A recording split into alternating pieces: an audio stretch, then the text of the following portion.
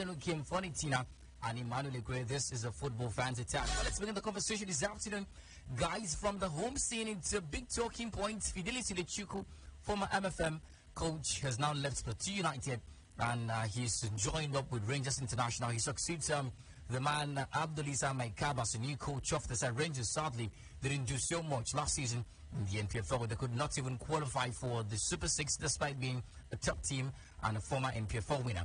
And the conversation is that Abdul Maikaba, despite having loads of troubles with the team, has now left the club, and Fidelis Ilechukwu has been appointed to be the man on the block. Well, Blyden, Fidelis Ilechukwu comes in. You think there's going to be anything different from Abdul Maikaba's reign? What do you make of the story? Well, typical as expected, especially at the end of last season, we saw the performances of the Rangers side, and what we think there's bound to be change from the side.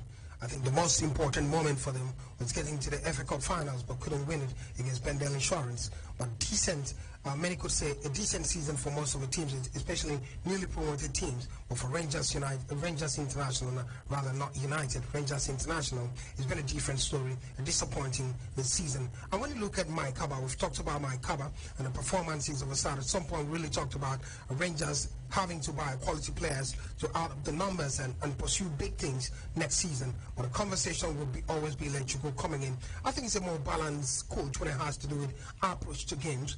One of the biggest pain of Maikaba for me has been the fact that he had a fixated system, and sometimes you need certain kind of players to play in that system. When you do not have it, it doesn't work. And looking at the funds they have, one might look at it, the intensity of football now is not just all about buying players, but working with the players you have. I think Ilechukwu might just do a good job, or a better job, compared to what Maikaba did. All right, so we understand it's a one-year contract, and it's going to reportedly earn 2 million naira every single month. What exactly is it bringing differently to what we saw with Maikaba?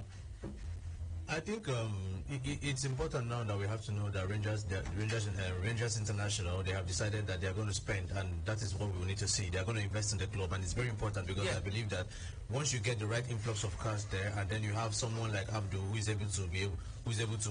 has a very good record of trying man management and tactics and all that. He has a very good record. I think for me, I believe they're on the right track. They know what they're doing, absolutely, and it's very interesting to see them come up with such a bold move. Right. The conversation would always be if the man will be supported financially, but like Ikore has said, the movement towards appointing Ilechukwu clearly signals the fact that maybe they're ready to spend money. We wish the man the very best. Fidelis Ilechukwu burst into the scene with MFM at the time, showed a lot of class and quality with the team before leaving for Plateau United, and the surgeon continues, and it's going to be an interesting story. We wish and avoid dishonesty in the last set of matches. The Nigerian National League has revealed that the last set of matches in both conferences will be played same time in different venues. In a special meeting with representative of 8 clubs in Asaba at the Stephen Keshi Stadium, the venues were democratically picked in a ballot format. The last set of games in Match 3 will hold today, and I think one is going down right now as we speak to you. I think it should be done and dusted. You want to check that out for us. Plateau United against Canopilas.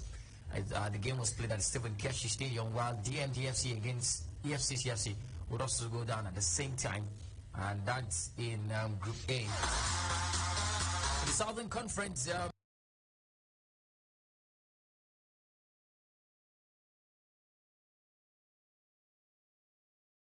it's that same time, and that's the game that we should be tracking right now. I'll give you the results of the game as well. As we told you, the 30 slots were still up for grabs for the respective teams in Group A now. The Northern Conference, Canopilas in just a draw against Plateau United. We check out what they've played. And of course, for the Southern Conference, it was the case of Heartland Football Club, Storm, and of course, trying to get a win today to get qualification. EFCCFC also looking towards qualifying, so we'll look forward to seeing what happens.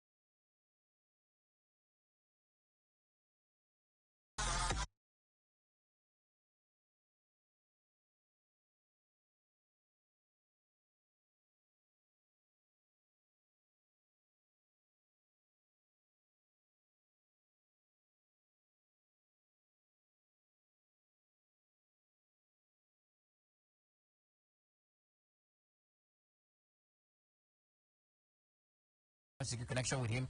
But in the meantime, we'll take you through what's happening there in a moment or two from now. But let's move on, guys, while we're trying to secure connection with our man in Asaba, Delta State. Well, Blyden, we also hear, of course, that Eimba will take on Remo Stars in the NNL Super competition.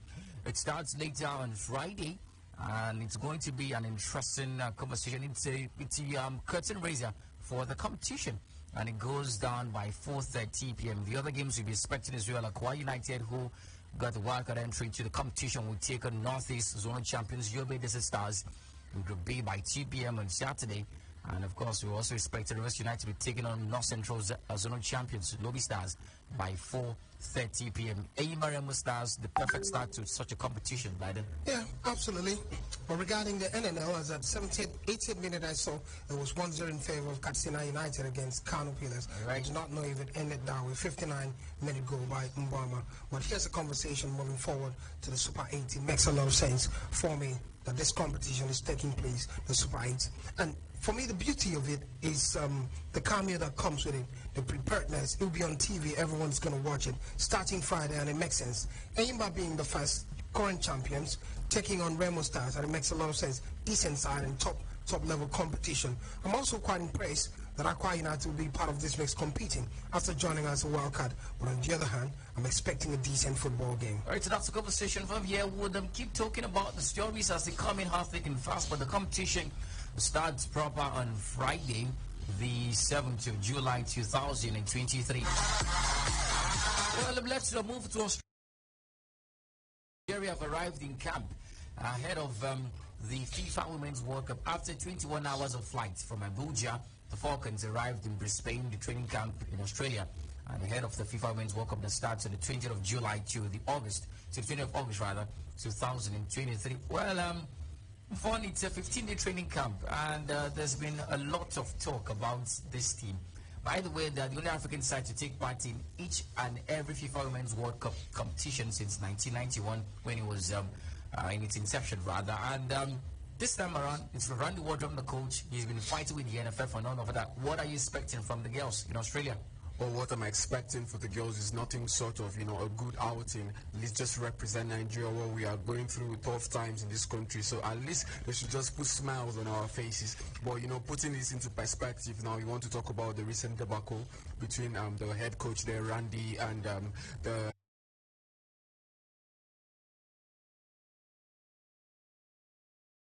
I don't know. Football should be separated from politics in Nigeria. I don't know when the football administrators will get that. But the sooner the better for us, because you look at the situation right now, it's not nice at all. Those girls are going there thinking, probably, I don't know what's going through their minds right now, but it's not going to be good. But whatever it is, they should just go out there, give us the best they can. Right, so, Blyden, before you come in, I know Igwe has talked about hardship. Not Igwe, Valentina. Talked about hardship, and it's a thing. Well, we hear that the Super Falcons talisman and Barcelona forward, Asisat Lamina Oshola, has been rated amongst the top 10 players to look forward to at the forthcoming FIFA Women's World Cup. She's 28, she's a striker, enjoyed yet another successful season last season after bagging 21 goals and 3 assists in 20 games for Barca Feminine, a feat she has become accustomed to in her 5-year stint at the club in the Spanish Women's Football League. And according to several media outlets, Oshola ranks amongst an elite group of players to dazzle at the Mundial in Australia and New Zealand, with the likes of Australia's Sam Kerr, Brazil's Marta, America's Alex Morgan, Spain's Alexa Putellas, just to mention a few. She's also a 5-time CAF Player of the Year and the first African to be nominated for the Ballon d'Or Femini and all of that. Now, you look at all of this, fine CV, big talk, but you want to compare, you want to look at her performance with the Super Falcons team recently. It's not been the same. It's not worked in tandem with all we know her to be, especially in club football. What are you expecting from a star lady like Asisa Toshola in the World Cup? Well, I think it's the last shot for her to show class and dominance at the World Cup if she gets to turn up to the party. But the sad fact is she's slower. right now compared to previous times. Many years back, I saw Cesar Shola. She could run past players with ease, but it's no more the case because age is catching up with her. It's typical of football. Remember under 20 when she won the best player at the under 20 and performed quite well, took Nigeria to the finals, so they couldn't win it. But it's been the conversation around her. But in terms of talent, when you talk about talent, decent talent, I think she's the greatest that's come out of Africa. 5 African Footballer of the Year, that's something to talk about. And from Nigeria, the greatest, and I'm happy and proud that she's been the first African. The fans in the country are looking forward to seeing her sparkle, despite the bad energy in court surrounding the Falcons team. Now, well, I do not think she's going to really sparkle personally. I do not think she's going to sparkle at the World Cup. First of all, look at it. It's a slower assistant to Shola compared to that young player who could carry the load of that team. But it's still a decent goal scorer when it has to do with scoring goals and a big name, quite experienced. The concern from that standpoint why I think she would sparkle is this, Mari. We don't have a good team moving forward to that World Cup. And we don't have a good team, or we don't have a good coach. Well, the coach is the driver of the team. So because for me the coach isn't good enough, so it's not a good team. We don't have a good team as far the quality, or we don't have a good coach. I don't know. I totally disagree with Blyden, what Blyden is saying. I think Asisa Doshola is at her prime. She bagged 21 goals last season with the FCP Femini. Yeah. Five goals in the Champions League, Female Champions League. I don't think he can mention more than 5 players who can do that on a regular basis, year in, year out. So I think she's in the prime now, and of course this is one of our last chances. You think she'll sparkle at the World Cup? Absolutely. With Randy Wardrum as coach? Absolutely. Without Randy Wardrum or with Randy, or without Randy, I think Asisat has reached a particular stage in her life whereby, of course, she has that expectation from people and she knows what to deliver. And of course, you can always count on her. So I think it's very important for us to know that of course you don't just bag African Player of the Year just like that. That's a conversation. Well, I just hope that they get to qualify from that group. That's the first conversation. Absolutely qualify, definitely. We have to swing on that group. Absolutely. Number 5. We'll talk about the group stages maybe in the next coming days, because I don't know where Grace getting his confidence from and all of that. I love the confidence. I think it's coming from. I've been able to go through, done my research on the team and see what we are going to do there, what the representation is like there. And of course, I don't think we've had any squad as powerful as this at the Female World Cup in a long time. On paper. Super Falcons team. Yeah, absolutely. I think he says on paper. Tear that paper. I do not even.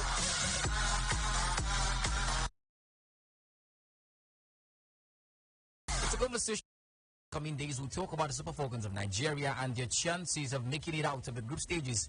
And well, in the past couple of years, have been Africa's biggest team at the WAFCON competition. So we'll look forward to seeing what they do at the world stage. By the way, it's little over 85 minutes, and it's Victor Mbama's goal still separating Katina United and Kano Pillars. It's a goal to nil. If things end like this, Katina rather, would get to qualify for the competition. And of course, would also wait for the EFCC and DMDFC game as well, because EFCC are on 3 points as well as Katina United. So there's a lot to look forward to. But we'll take you through the final results as they come in.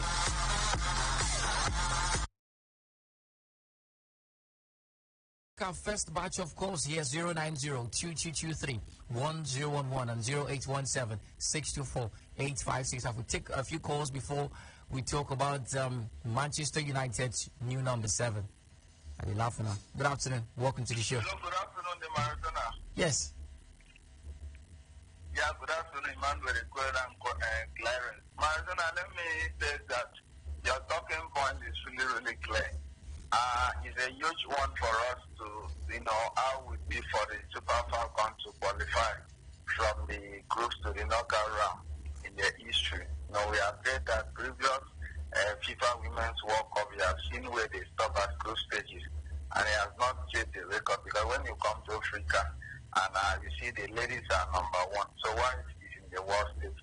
Well, the coach of the team, the management and the player have a very huge start to play. So for me as in Nigeria, I wish that Super Falcons this time they must try their best, at least for the record, not just all about the money that you collect as you are progressing. So they will qualify to the knockout round this time. That's my take. Thank you, Fabrice. Thank you very much for talking to us, Victor, the Sports Oracle.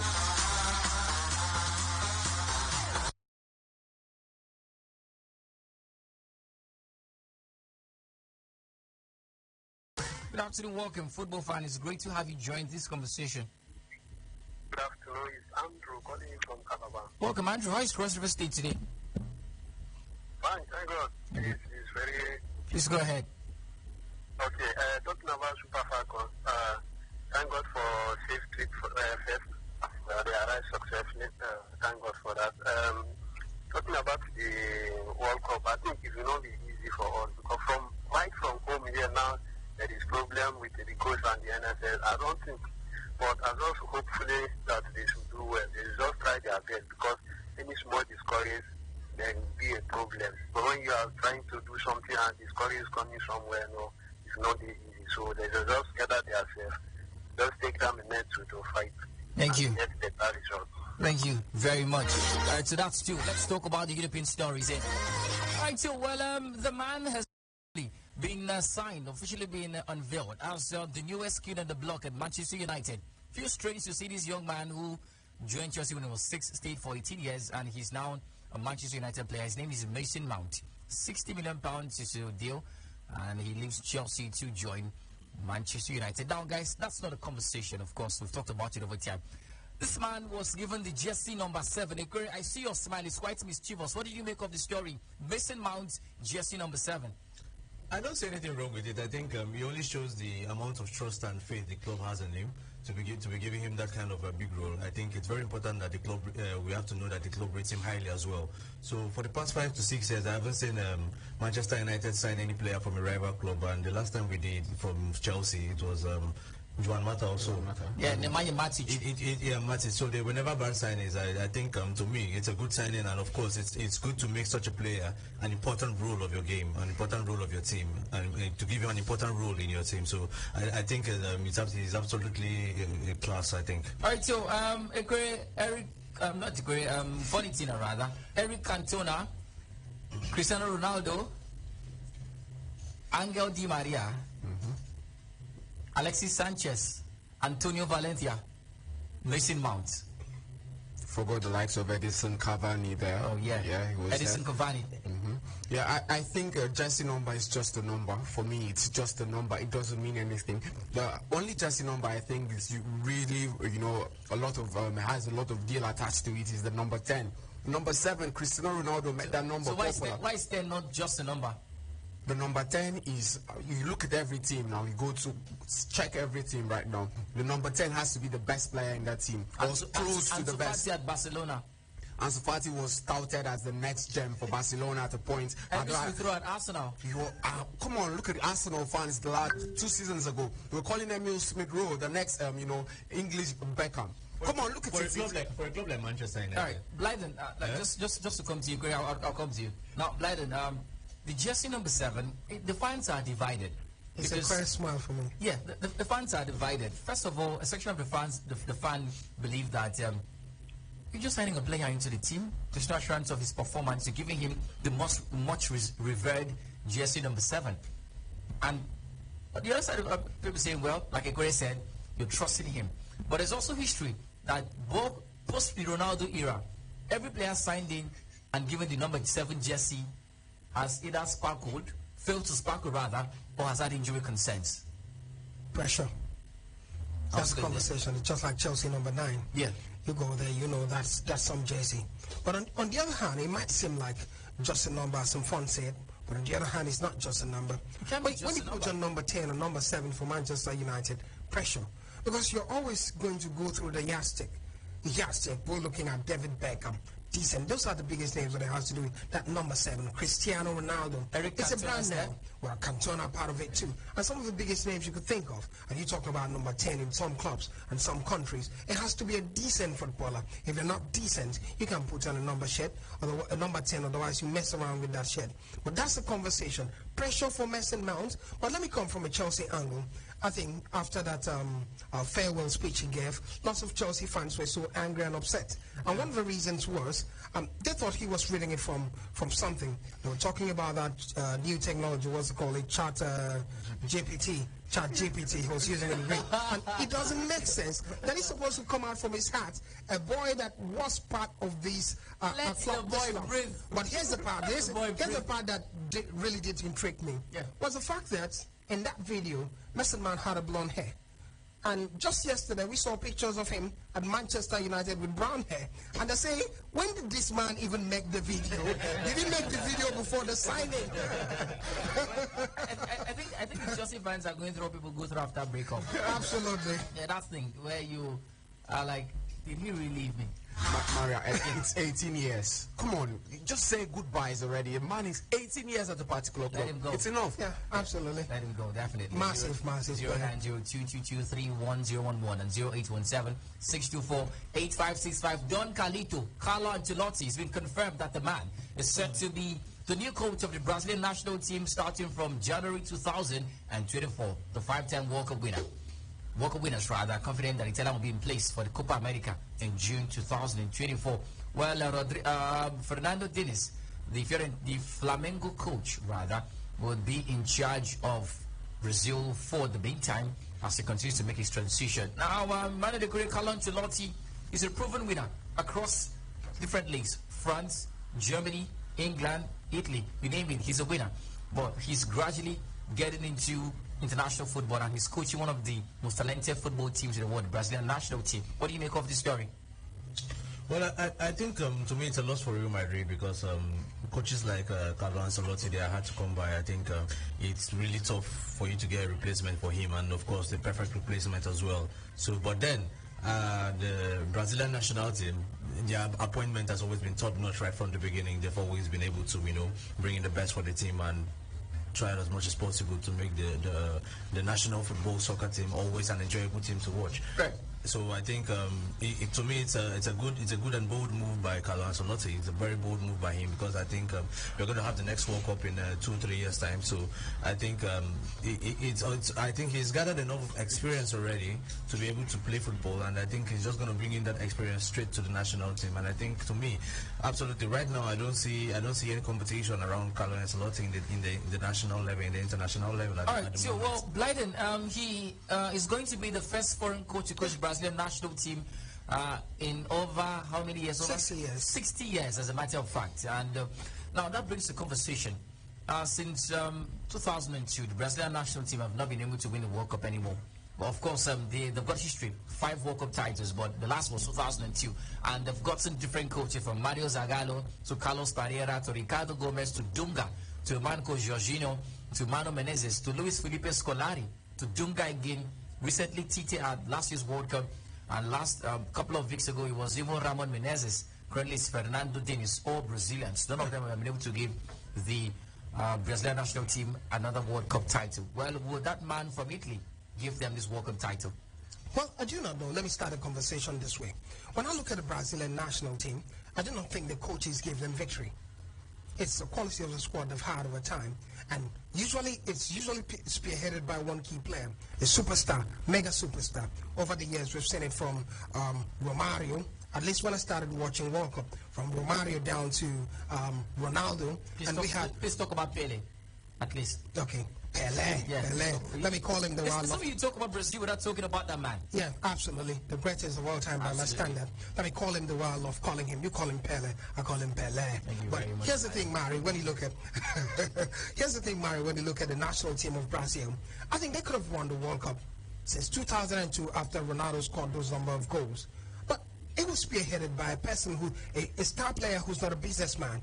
Neymar Jr. That's the conversation from my standpoint. He's been the bane of that national team. But moving forward, I'm quite impressed with Brazilian national team. Why am I? Because for 60 years, when a national team plays without a foreign coach, every day when Nigeria doesn't perform well, everyone looks for a foreign coach. Meaning we're not developing our football so well, so we're hoping a foreign coach could help us. But 60 years now, they're looking for Carlo Ancelotti. I want to see what he'll bring to the table and how he gets to transmogrify this side to get them to win the World Cup, because that is the mark. Another conversation that I love so much regarding this topic is the fact that the Copa America will be taking place next At the USA. At the USA. It makes a lot of sense. I'd love to see the African Nations Cup take place in Saudi Arabia. Keep dreaming, Black. 09022231011 and 0817-624-856. We'll take us to Facebook in a moment or two from now. But let's take some calls in and some Facebook comments before we talk about Didier Drogba statement and his advice to African players. Good afternoon. Yeah, good afternoon, my son. Welcome. Welcome, Godwin. Yeah, my son, I want to say that I see the Super Falcons in the semi-finals. The semi-finals, you say? Yes, semi-finals. This is going to be the best outing for the Super Falcons. And as for the number 7 jersey for Mason Mount, that is planning a lot of pressure for Mount. When people talk about Chelsea selling players to rivals, they should go to the records and see players that Chelsea have been selling to Arsenal and Man U. They end up I don't know what to say. So I am not surprised about Mason Mount. It will end up like other players that we have been selling to Arsenal and Man U. Then as for Carlo Ancelotti, I really believe in. I believe in Ancelotti. He's going to. To me, my spirit is telling me that the next World Cup is theirs. Brazil will win the next World Cup. All right. Thank you for having me. Thank you very much. All right, also taking calls in to Facebook. Let's take some 5 comments for a start. This is from our Planet 101.1 FM sports page, and this is from Eugene Johnson. Good afternoon, guys. As a Chelsea fan, it's sad losing Mount, but I wish him the best in his career moving forward. Update me with Chelsea transfer. Keep up the good work, guys. Thank you very much. This is from Joseph Suberu. I love the clear out happening in Chelsea, but selling Mason Mount does not sit well with me. I'm sorry, sir.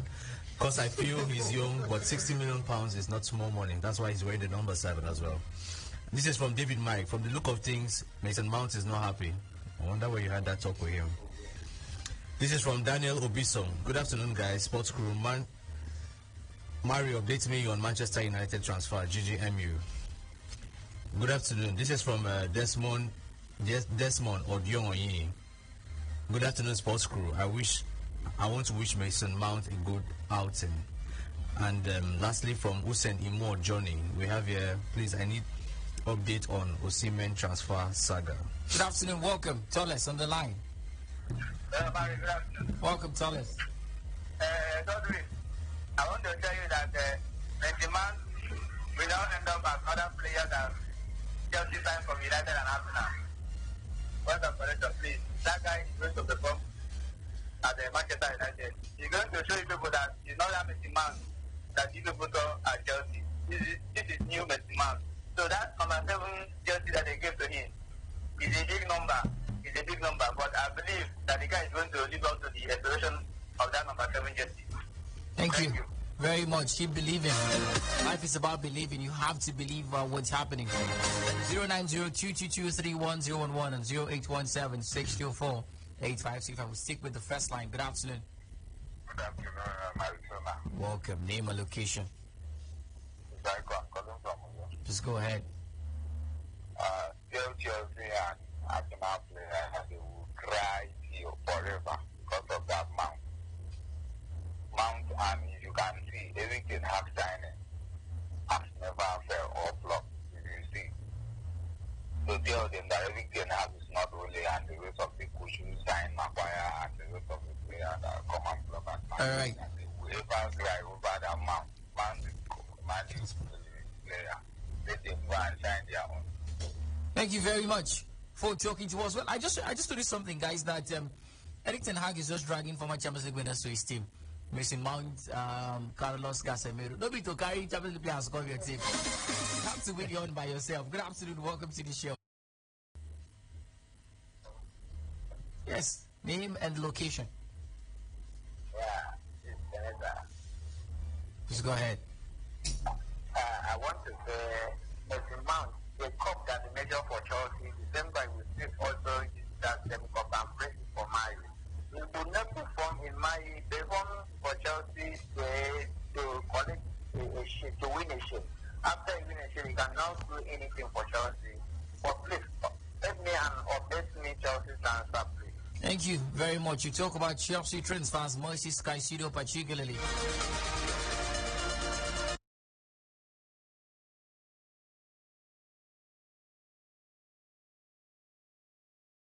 It's Kano Pillars and Katina United. As a matter of fact, Kano Pillars finished top, although they lost to Katina United by a goal. DMDFC are thrashing EFCCFC by 2 goals. Further denting the hopes of Kano Pillars, getting hopes of EFCC rather, getting promotion. So at the end of the day, it's Kano Pillars with 6 points, and Katsina United is second with 6 points. So GMD and EFCC are going back home. So sad for EFCC. Despite all they do for the country. But this is football. Good afternoon. Welcome to the show. Welcome, Kanti. I want to say something about the environment. Hello, Kanti. Oh, Kanti is normally not like this. Right. It's 5 stories. The credit takes 5 after the next batch of calls. All right. Alessandro Bastoni signs a new long-term deal at Inter, valid for June 2028. We also have here that Manchester United and Inter have scheduled new direct contacts for Andre Onana for people looking for Manchester United news. Inter expects Manchester United to bid again because the opening bid Man U made was for £34 million plus 5 million add-ons, and Inter Milan wants at least £60 million up ahead. Now also Ilman Ndiaye he wants to go to Olympique Marseille, but Olympique Marseille wants to make the bid at their own terms. We also have here that Al Ettifaq have signed Stephen Gerrard on permanent basis now. Yeah, we talked about that yesterday. Thank you very much. We'll take 2 calls. A great talk to us. Good afternoon. Welcome to the show. Good afternoon, my brother. All right. If you're welcome. It's quite interesting to understand that Rabi Ali Benside has gained progression to NPS. Yes. So congratulations to him. The man is the greatest betrayer of the century.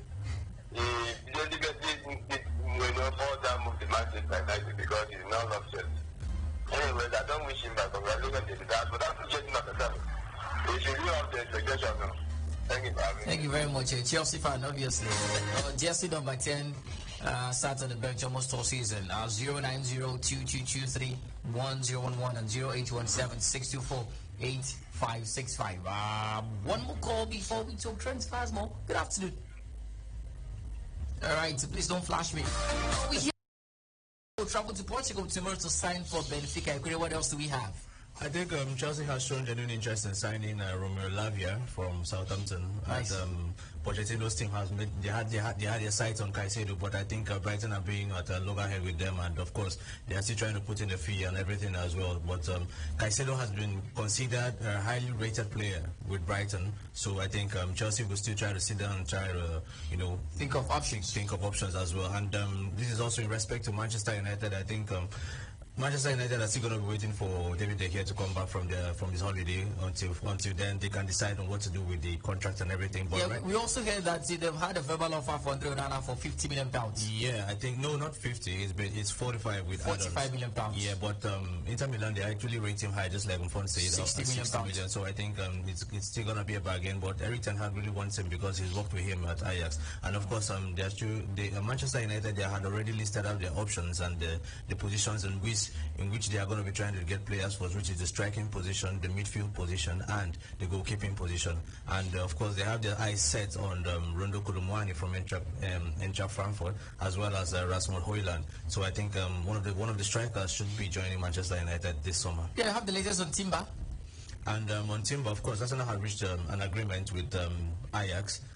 Concerning the deal, so I think it's going to be a matter of time before. The latest we hear is that he's on his way to London for medical to become Arsenal's. He's going to be on unveiled this week, definitely. That's so interesting. I think, and of course, Declan Rice, Arsenal finally. Yeah, so Rice and Timber, Arsenal are cooking. Good stuff. Saudi Arabia has torn their sides, their line of position now to Sadio Mane. They want to get the man from Bayern Munich now. Will he join them and make more money? He's 32 right now. All right, time is going to tell. Good afternoon. Welcome to the show. Good afternoon, sports analyst, Mr. Izzy on the line. Advisor Mr. Mount to United requesting for a number 7. Apart from Ronaldo, whoever player in the United has success with the jersey number 7, I think that is where he would fall. Because the line for Anto and this guy from Ecuador, I forget his name. Antonio Valencia, Sanchez, and the rest of them. He should have take any jersey number and play his game if it's good or not. After all, he is not the only problem. as for me, I see him like a flop. And when the time comes, I will let their fans to understand that we are not scared of that kind of signing. Because Alex McAllister on our side, All right. let's compare him to with Mr. Mark. Thank you very much. It's a talk for the show as the course of the show progresses. So before we talk about that comparison, guys, former Chelsea striker Blinder, this is for you. Didier Drogba has said that football players in Africa should be wary of fake agents peddling promises of fame and fortune. Through his foundation, Drogba has teamed up with global football players, Players Union, FIFPro, an international level organization to raise awareness about the risk. He says, and I quote, "Please, I need to hear this. Be very careful who you trust. Never trust a person who wants your money." FIFPro recently surveyed 263 players from 7 African countries and found that more than 70% were contacted, unsolicited, by someone who promised to help them switch clubs. Most often, players approached were offered a chance of a trial, 43%, and also 43%, and a contract with the club, 39%, 50% did not, 56% rather did not get a trial promised to them, while 44% did not sign the contract they expected to sign. And Drogba has come out to say, be very careful, especially for African players. Now, Bladen, this is a conversation that has gone over the years. Loads of players, let's bring it back home to Nigeria. Loads of talent have been duped. They've been frustrated by fake agents. And this is Drogba saying, well, it's a thing. You have to be careful. Well, it's quite sad, especially for Africa, because predominantly it's the case in Africa.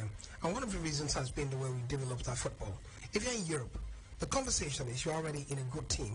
So there's always going to be licensed individuals who are taking charge of this and supporting you and giving you opportunity. It's not the same in Africa because the scouts are not really available. They have to come into Africa once in a while through academy. I can mention a few academies who are really doing that. The likes of Diamond Academy and some in you here, they're doing that. It makes sense from that angle. But most African players, because the conversation is, I can play football, but the problem is I have no one to project me. I have no one to take me to where they can pay me and understand the quality of my football. That has been a conversation. And it's not just about fake agents, Mari. That's one, and it's key. It's also about agents who get to make these promises at the end of it, and they're not necessarily fake. I remember a case, let me make an example, Mari. There's this young man I know, Afonime Lugard, exceptional footballer, I must tell you. There's a key story about him. When I first met him, we're having some competitions, and I saw his ball game was exceptional. And on the side, someone said Afonime Lugard had gone to South Africa and come back. So I had to inquire from him what really happened. And the conversation shook my body. Here's the conversation, Mari. They went to the Middle East, had some tournament. He was quite like the best player in that tournament. Feyenoord were on him. So they came to the agents in readiness to sign an agreement. And for him to join the side afterwards, because he had to start from the lower class of those players then before moving to the main side. That was a conversation some few years back. Do you know what happened to Afonime Lugard? He's still in New York. Okay, he's in Lagos right now at the moment, but decent footballer. They came back to Nigeria, Lagos. Guess what the agent did to him? Kept him in the hotel room and left and never said anything again. Wow. Guess what happened? They swapped him and used another boy that he was close to and took him out of the country. Was close to. Yeah. And the boy stayed in a hotel room in Lagos for about a week, not knowing the whereabouts of the agents. That bad, that terrible. And it's been a conversation for many. But this man I'm talking about, decent. When I mean decent footballer. Now, that's just one of the many cases, you know, of players. Well, we've had of Onime's case. There are cases of other players who even suffer more. I know of somebody myself who, of Onime's case, Ofonime is even a lot more okay because he was left in the country. I know a friend of mine who was stranded in Armenia. We had to, his friends had to contribute money for him. His agents took him to Armenia for a trial and left him there in Armenia.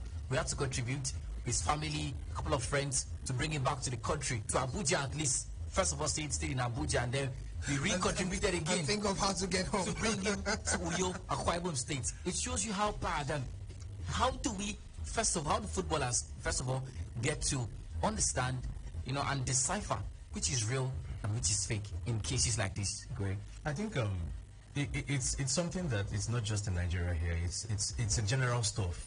It's an African thing. It's an African thing. So it's gotten to a stage whereby people don't even know how to even get to be actual footballers, how to even actualize their dreams, because over there in Europe or in America, sometimes parents will take their children, register them in academies, see what they can do, and they can start from there. But over here in Nigeria, sometimes you don't even know where the players come from in most of these teams. You don't even know their roots, you don't even know how they even come about. Before you know, each season you see different players in each club. But meanwhile, we have youths wasting careers on the street. Right. You can't recruit them. So I think now, let's I'm not trying to play the blame game, but one of the reasons why these players fall for the fake agents is the urgent need, not the system, the urgent need to want to leave the country. Yeah. The urgent desire to play in Europe, because we believe that Europe is where football is. Of course. Europe is where you'll be valued. Yeah. Everybody wants to earn in pounds and dollars, particularly. But if you had a working league, Of course. these players would not be so enticed to leave. and as a result they will not be gullible enough to be used by this agent. Look at South Africa. Yeah. South African players are comfortable playing in South Africa. Egyptian players are comfortable playing in Egypt. Moroccans the same thing. Mari, Nigerians that get to South Africa don't care about going to Europe. Exactly. Look at all these signs. Because you're fine. Come You're on. very okay. So now let's bring it down to the league and the system and the fact that football in this country has also contributed to these boys suffering so much in the hands of fake agents. Well, you are right on point. You want to look at teams like Rangers, Aqua United, back yesteryears, they will just come out at the end of the season and say, we've released up to 21 players. How do you expect that player to fend for himself? So he wants to go somewhere where he's given a professional contract, where he actually signs the dotted line. You understand? He wants to get that, assurance that, yes, I have a job. I have something that's paying me. So I think that's the conversation right now. You have to make a working league, give these players somewhere where they can say, okay, yeah, I can work here actually. Right. Finally, as we bounce, at this point, for as long as we would know, it will continue to happen because our football is not up there yet. Yeah. So footballers will still want to leave and go abroad. So now, how do they decipher between which is real and which is fake? And how do they work their way around all of this, especially when it comes to living abroad and promises of fame, fortune? Well, Mari, I think, let me start it this way. I think the biggest problem with most footballers, has been education. Look, a couple of footballers are not well educated. Because they started out and they were training on the field of play. They've not gone to school. We hear stories, they get a signed contract and imprison themselves. Slave deals. It's happened all the time. So the first advice I'll give, because ignorance is the #1 problem in this world. Absolutely. Look, you can know the agent as good or not, or potential. You can see the dotted line sometimes. It starts from being educated. Go to school if you're a footballer. You can as well go to school and play football. Second aspect of it is, beyond this is, you have to learn to go to school. I'll go back to it and be educated, because what if football does not work? It's another conversation. Yeah. What if you got injured like me and you can't play football again? What do you fall back to? It's a conversation. So you have to build that. Go to school while you're training. The second part is, I'm quite disappointed from a Kwabon perspective. There's an idea when players become professionals early, Mari. While you're 17-year-old and you're thinking like a professional, and for that to happen, you have to be within the system. I was quite excited during the last administration when the Commissioner of Sport did talk about creating a football league in Akwa Ibom. Yeah, an Akwa Ibom football league. It never surfaced. I was so elated and happy, because what it meant was players will begin to think like professionals, take care of themselves at an early stage, begin to understand what it means to sign contract. Real agents will start being attracted to this area and this zone, and it starts from there. But it's quite concerning over time. The bottom line is, Mari, to solve this problem, we have to develop our football. When we develop our football, we have agents, help people to be licensed. Just like I talked about the coaches to be licensed, Mari, as we draw the curtain to it. Yeah. It's the same thing. And the bulk of the job also happens to be on government, because right now we're depending on government in running our football. Let's create the setup well. When we create the setup well, we'll be able to manage some of these menaces. Well, it is what it is, and we hope that things change very soon. As we said to bounce this afternoon, it's normal to have a man coach a professional women's team, but it's not entirely established as normal to see a lady coaching a professional men's team. But that's the story of Forest Green Rovers. They have become the first professional men's team to hire a woman coach after the League 2 side appointed Hannah Dingley as a caretaker manager. Forest Green, relegated to League 1 last season, fired their manager Duncan Ferguson after just 6 months in charge of the team. and the chairman had appointed Dingley to take charge of the team. Dingley joined Forest Green 4 years ago, has been operating as the only female academy boss in the English game. And, well, Ekwe, this is something I know you would really like. It's really the conversation about ladies. I can see this. But apart from this should first of all be the prototype of what we should continually see going forward. Ladies coaching professional Matchday. What do you make of the story? It's see, women's football is a different sport entirely. It's you can't compare women's football to men's football. But that's an argument for another day, though. Yeah, of course. And I think the ideology, I just hope it doesn't bounce back on them. Yeah, because but she's walked away to the top. An academy coach for 4 years has a chance at the main team. What do you make of the story? Well, not entirely bad. No, not at all. I think she should just get her chance. You know, what a man can do, the same woman can do even better. So I think it's okay for feminism. I think the chance is not a bad thing. Gender equality, yes. Of course, the opportunity is not a bad thing. But I just hope it doesn't bounce back on them.